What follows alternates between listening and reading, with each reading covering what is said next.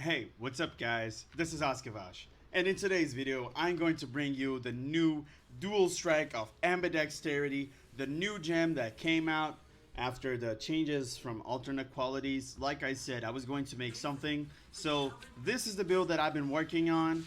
I actually just bought these flasks to run almost 100% chance to crit, and yeah, look at the DPS, it's not bad at all.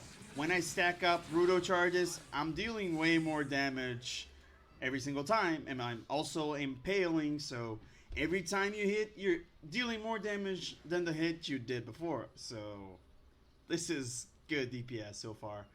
And well, I crafted this hatchet here because it has an endurance charge on critical strike.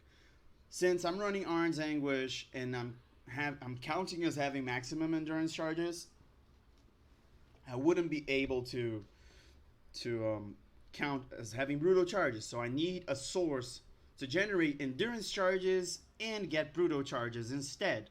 So this is the abuse that I've told you about in the past videos. For melee builds, it's the best thing that you can do. You can scale pretty much any melee build with this abuse because it's free damage and good survivability because you have physical damage reduction from endurance charges. I've already said that. And yeah, so I'm running 2 rings with regular stuff. Nothing too special. I mean, just survivability, maximum life, accuracy rating, physical damage to attacks, damage recouped as life, resistances, non-channeling skills have -7 to total mana cost, which is really nice. Abysses, critical strike multiplier, good physical damage. So yeah, I'm running a strangle gasp, just like the consecrated path of endurance. I'm getting +1 to frenzy charges to have more brutal charges. My ascendancy points are these. I'm not getting this because it's not benefiting that much, so it's just Masterful Form, Impact, Brutal Fervor, Bane of Legends. I actually just got the ascendancy point, and I based this build off of Fast as Fuck, so I'm going to link his video in the description and his POB. He made it as a berserker, so yeah, you can try that, or like with a low budget, but it's going to increase in price anyway, so I mean, because of the video. And I'm running as a Slayer because I prefer Slayer over Berserker all the time, like 1000%, because Slayer has the best survivability node in the game, I would say. I don't know, it's one of the best. And yeah, I'm running Great Old One's Tentacles with +1 to frenzy charges, vulnerability on hit, and I'm also having Assassin's Mark to crit more.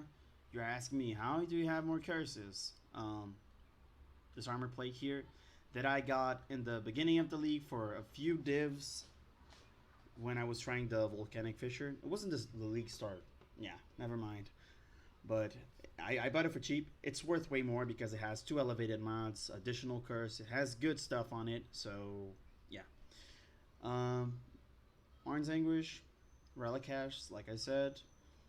Ichimonji. This is a really good one because it has good attack speed, because the dual strike of Ambidexterity relies on the damage on the main hand weapon and attack time from the secondary. So I'm running Ichimonji with melee hits, have 12% chance to fortify because free survivability and attack speed. So there wasn't another implicit that would be as good as this one. So I could spare 1 charm mod while running this. Mana reservation efficiency from Ichimonji is dope, so you should try getting that. I'm having an Enlighten linked with Determination, Pride, and Herald of Purity. Molten Shell casts when damage taken, and I'm running Protectors and Val Ancestral Warchief with multiple totems because you can benefit from Panopticon with both totems. There wasn't anything else that I thought of running. And Assassin's Mark, like I said, and Berserk.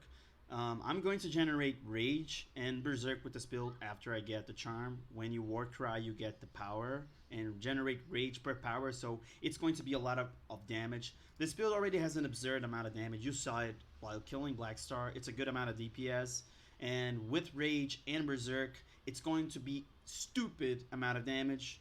So far, I have Forbidden Flesh and Flame with Inspirational. It isn't the best one. The best one is Master of Metals because it increases your amount of armor and, you know, more damage. It's 24% more damage and it's 40% more damage on your impales. So it's a lot of DPS. I'm running this cluster. This one also. Watcher's Eye with Impales will inflict less 2 additional hits while using Pride. If you're not using this Watcher's Eye with Pride with an Impale build, I could say you're dumb. So don't forget to put this thing because it increases a stupid amount of damage, around like 80% more just by one jewel. It's crazy. This Timeless Jewel with Critical Strike Multiplier. This one I got lucky. Melee critical strike chance and another multiplier. So yeah, chance to deal double damage and critical strike multiplier, the best things because I was scaling crit off of Bottled Faith and I have more damage from Lion's Roar. You could try this with the Mage Blood if you put critical strike multiplier and other stuff.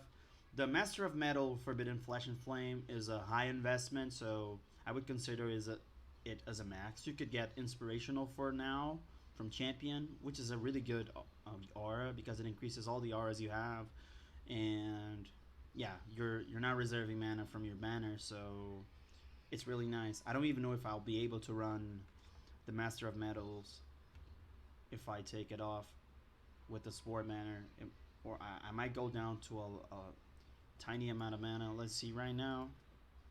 Yeah, so 23 mana.